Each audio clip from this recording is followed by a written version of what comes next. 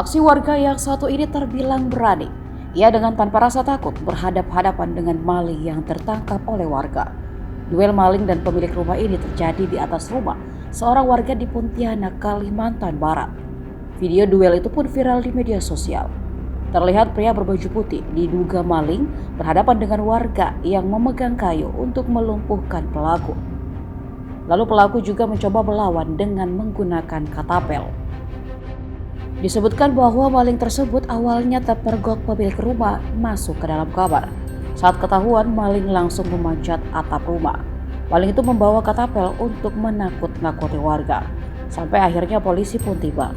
Pihak kepolisian pun mengamankan pria yang diduga maling tersebut.